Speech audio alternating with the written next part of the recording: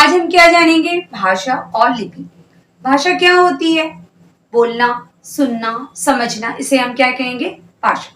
देखिए, भाषा बोलचाल तथा लिखने का वह माध्यम है जिसके द्वारा हम अपने विचारों और भावों को प्रकट करते हैं।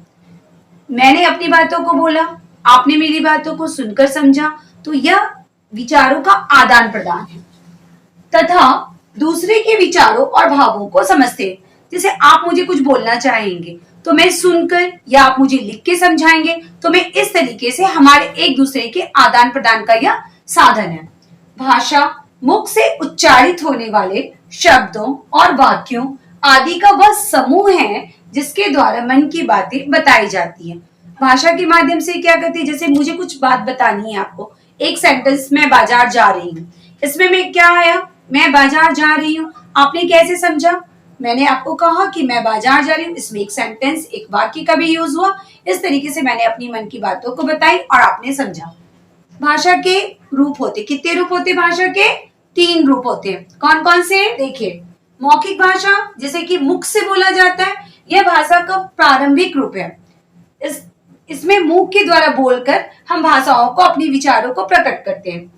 लिखित भाषा, यह भाषा का दूसरा रूप है जिसमें कि हम अपनी भाषाओं को लिखकर समझाया जाता है। यह एक स्थायी रूप है क्योंकि ये बहुत लंबे समय तक हम इसको रख सकते हैं। जब आप किसी भी चीज का नोट बनाते हैं या लिखते हैं तो वो आपका लॉन्ग टर्म रहता है, बहुत लंबे समय तक के लिए रहता है। लेकिन मौखिक भाषा में ऐसा होता है कि नहीं, आज हमने बोला कल को हम भूल सकते हैं या फिर उस बातों को हम लोग चेंज कर सकते हैं, लेकिन लिखी हुई भाषाओं को हम लोग चेंज नहीं कर सकते।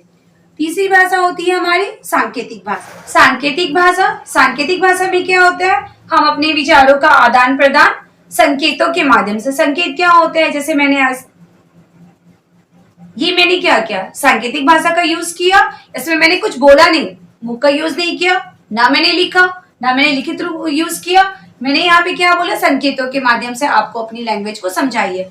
जनरली ये आपने देखा होगा कि ट्रैफिक सिग्नल वाले जो होते हैं इस भाषा का बहुत ज्यादा उपयोग करते हैं। तो इस तरीके से आज हमने क्या सीखा? भाषा के रूप, मौखिक जो मुख के द्वारा बोली जाती है, लिखित भाषा जिसे हम लिख के समझाते हैं, सांकेतिक भाषा जिसे कि हम संकेतों के माध्यम से समझाते हैं। अब हम आगे सीखेंगे लिपि।